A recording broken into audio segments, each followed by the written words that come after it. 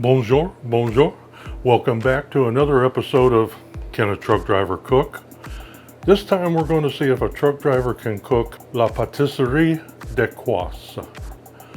I believe I said that right. Let's check with Julian the Frenchman. Bonjour, this is Julian the Frenchman. We are looking at how to pronounce with a typical French pronunciation, Dacquoise. Dacquoise is named after the city of Dax in southwest France. The inhabitants of the city of Dax in France are called Dacquoise. Okay.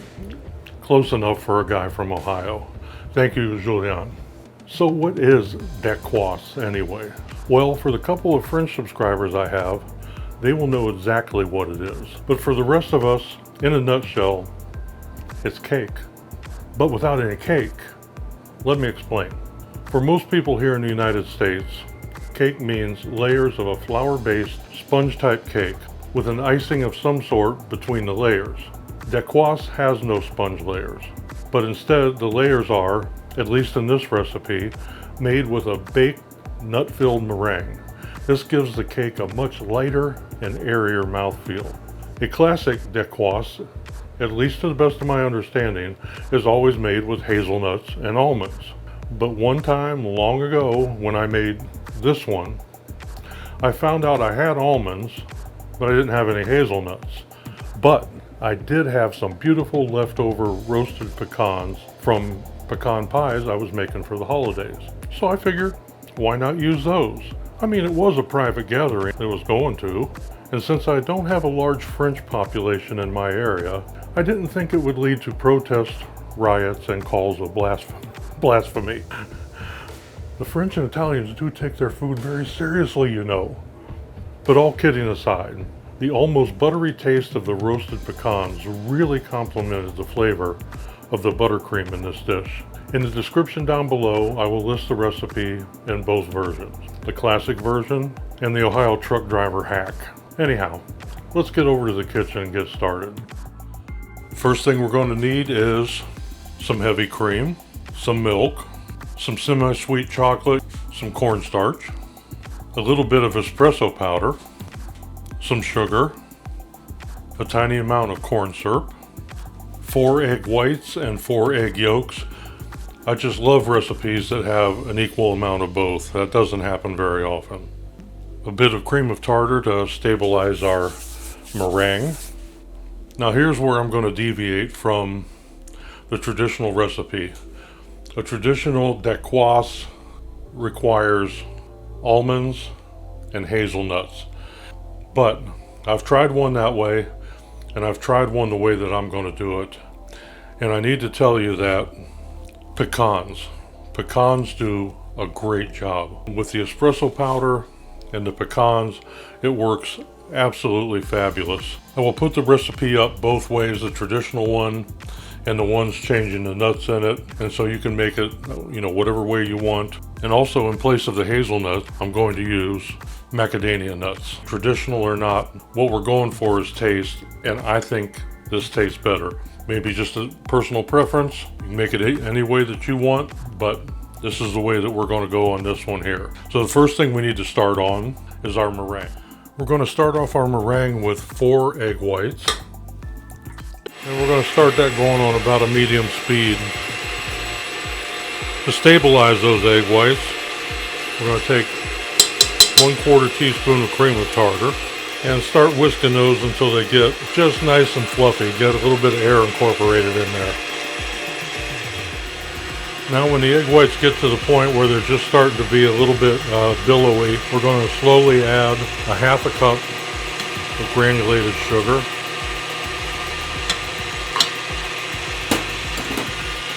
Now we're going to turn the mixer back on high and beat this to stiff peaks. Okay, now that we have achieved nice stiff peaks, we're going to fold in our nut mixture. The nut mixture consists of 3/4 cup of pecans, 1/2 cup of macadamia nuts, 1 tablespoon of cornstarch, and 1/2 cup of sugar. Those are all blended together in a food processor till coarse consistency there. Take about half of those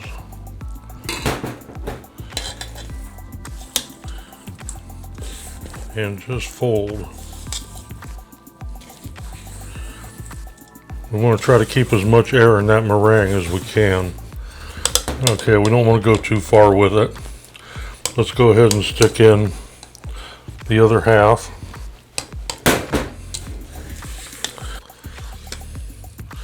I think that looks pretty good right there. Everything's pretty well incorporated. Now let's get on to the next step. Okay, now on a half baking sheet, we're going to take a piece of baking parchment that I've drawn a rectangle onto, 13 inches by 10.5 inches. Don't worry about the ink on there, because what we're going to do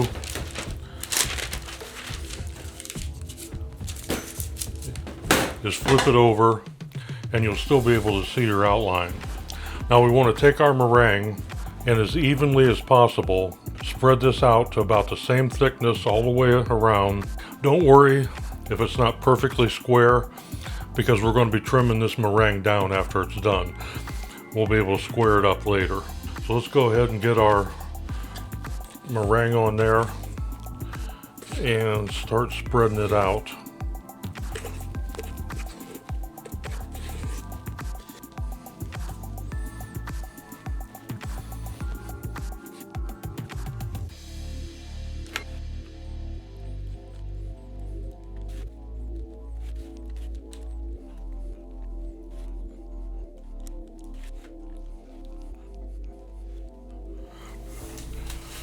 Okay, I'm going to take an offset spatula here and just try to make this as even as possible.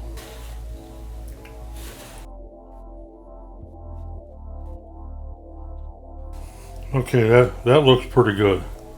Now you want to moisten the top just a little bit with a spritz of water just to get it nice and glistening like that. Okay, now we're ready for the oven. Now we're going to set our oven to 250 degrees, put this meringue in, and we're not going to look at it, we're not going to touch it, we're not going to open the door, we're not going to check it. We're going to leave it in there for an hour and a half, turn off the heat, don't peek, leave the door shut for another hour and a half. You want a total of 3 hours, and then once we're done with that, we're going to bring it out and let it set for about another 20 minutes to make sure it's totally at room temperature. So I'll go ahead and get it in about 3 hours we'll come back and check it. Okay, while we're waiting on our meringue, we can go ahead and get our buttercream started, because when you do the custard part of this buttercream, you have to let it refrigerate for at least 2 hours. So we're going to start off our buttercream with 3/4 cup of milk. And we're going to take that over to the stove, put it on the heat, and just bring that up to a strong simmer. In the meantime, we're going to take 4 egg yolks, 1/3 cup of sugar, 1/8 of a teaspoon of salt, and 1.5 teaspoons of cornstarch.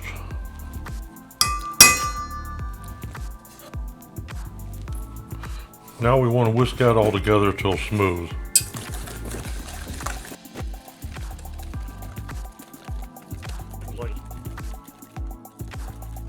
Now we want to temper these eggs very slowly.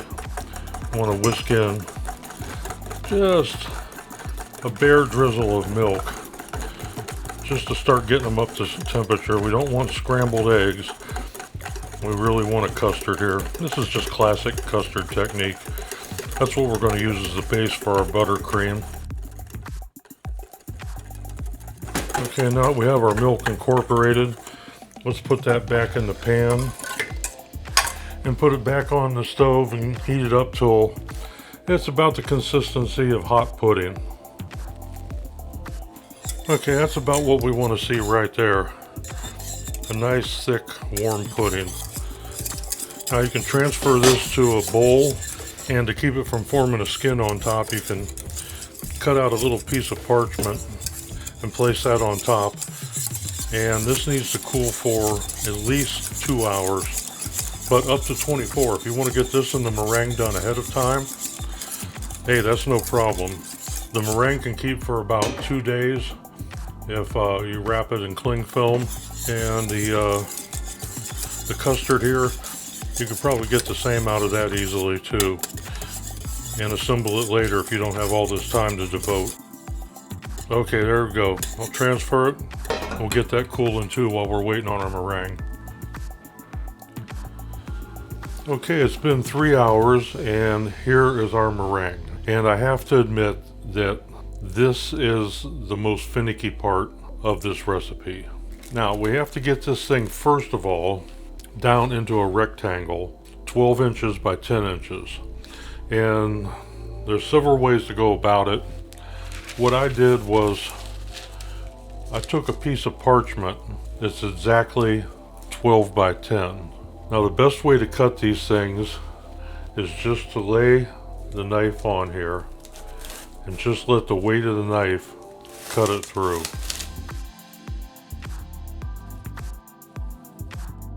Now it's almost inevitable that a layer may crack. Those can just be used in the center of the cake. Nobody's going to see it.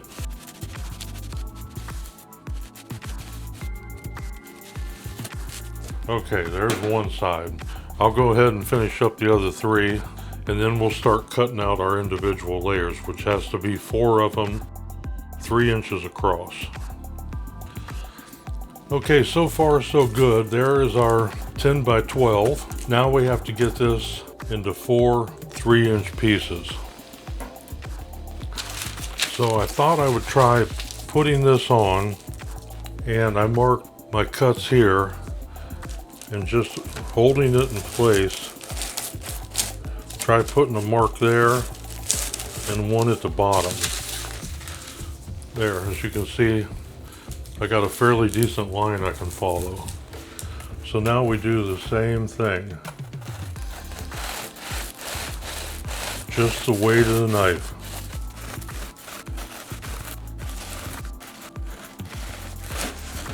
Thing is, just take your time.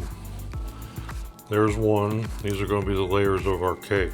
And yeah, these seem kind of crunchy and crispy and brittle. But once you get the ganache on it and the buttercream, it kind of soaks into it and softens it and makes really beautiful, delicate layers. And I'll go ahead and try to get these other 3 done here, and then we'll take a look at them. And hopefully I got through it without breaking them. Okay, there's our 4 layers, and it was mostly a success. As you can see, that one broke, but that's okay. We're going to put that one in the center. And when we got the buttercream holding everything together and the ganache, it's not going to be a problem. But all the rest of them look like they made it okay. Okay, we're ready to start our buttercream, or at least finish it up.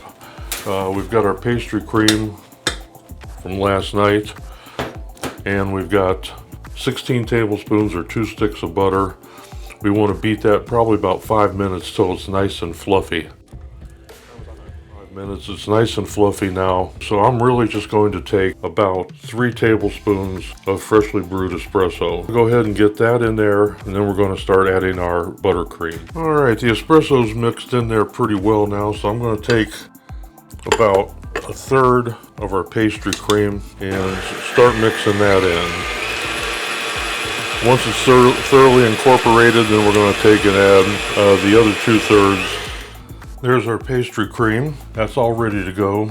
It's very smooth, very creamy. So now we're ready to start our ganache. We'll set this aside, and then after that we'll start our assembly. For our ganache, we're going to take 3/4 cup of heavy cream and 2 teaspoons of corn syrup. We're going to take 6 ounces of bittersweet chocolate. So let's go ahead and get that cream and corn syrup warming up. Then we'll add it to the chocolate to melt it. Now that we have our cream up to a simmer, we're going to take that and just pour it over the chocolate. Just let that set for a couple minutes so it can start working on it. Let's go ahead and start stirring it in. Now that it's mixed in, it's just a little bit too thin. You want to let that set just to where you take your spoon like that and it just starts to mound up just a little bit. That's the consistency we need before we start spreading it. onto our meringue. Okay, I've had the ganache sitting for about 5 minutes. I'm just going to put about a tablespoon or two on each one. Then we're going to spread that out. Try to cover the whole thing.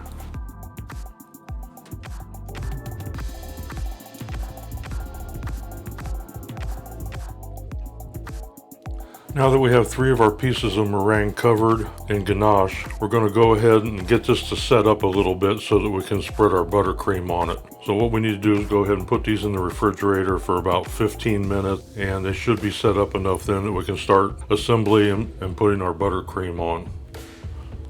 Now that our ganache has had a chance to set up a little bit, we want to take our 4th piece that we left aside and take about a half a cup of our buttercream, and we're going to spread that out.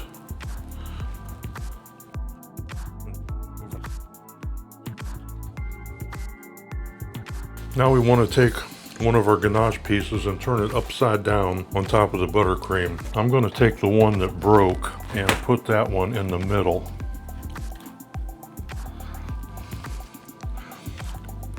Because we'll never know the difference.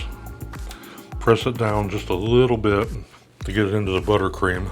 Now we just repeat that step on every layer. There's the next one. Now, one more. Now we just want to use our remaining buttercream just to put a thin layer over the top and over the sides and get it all smoothed in and get it as much of a box shape as we can. Okay, there we have it. Got a nice box shape to it. Now what we want to do is put this back in the refrigerator for about 2 hours. We want that buttercream to set up really nice and firm because we want it really cold for when we pour the ganache over it. We want it to set up fairly quickly, but we want it to run down the sides and try to make a smooth, glossy look to the whole thing. At least that's the plan. So okay, let's go ahead and get it in the refrigerator. Come back in a couple hours and we'll come back and finish our ganache and the decorating, and we should be ready to go.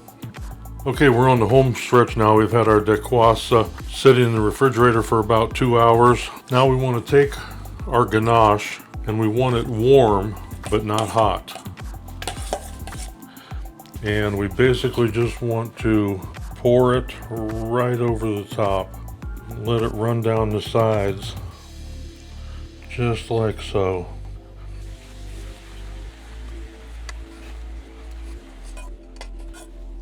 Now we're going to take an offset spatula and just try to get that covered as best we can on the sides.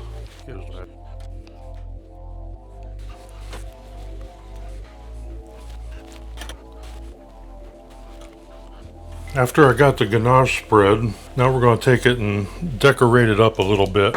I usually take some whole pecans and just run them right down the center here.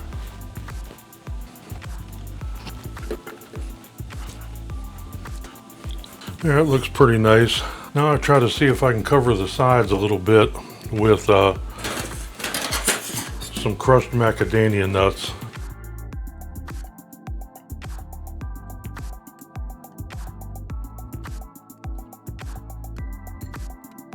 Okay, there we have it. I had a little bit of a disaster here. When I was trying to throw the macadamia nuts up on the side, I ended up getting some on the top and kind of ruining that nice mirror smooth glaze up there. But overall, it still looks pretty good and it's going to taste great. So once again, with this recipe, it's hurry up and wait.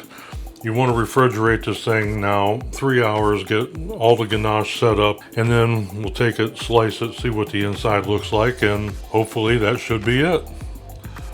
Well, finally it's done. You would think that a recipe that's so simple, basically just 3 things, a simple ganache, a simple meringue, and a simple buttercream. That's all this recipe involves, and it takes hours to do it. But let me tell you, it's worth the wait. Let's cut it open and take a look at the inside.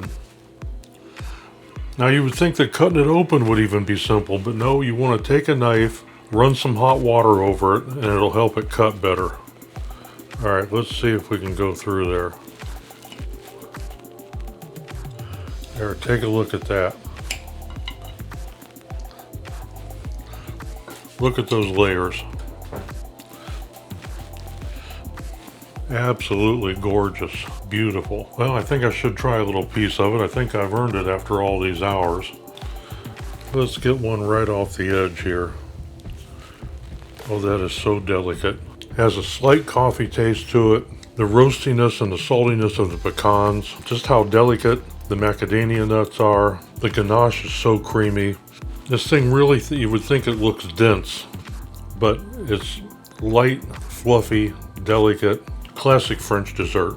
Classic. Well, with my changes. So anyhow, I hope you're tempted to do this recipe once, at least once in your life. And if you do, it may not be right away, but you'll probably make it again. So another big thank you to everybody who joined me for another episode of Can a Truck Driver Cook? In this case, Dacquoise. I would say that I can, even though some French may take issue with me because it's not quite traditional. But hey guys, give it a try. You may find out that you like it better than the traditional one. So stay cool, be safe, and keep cooking. I'll see you next time.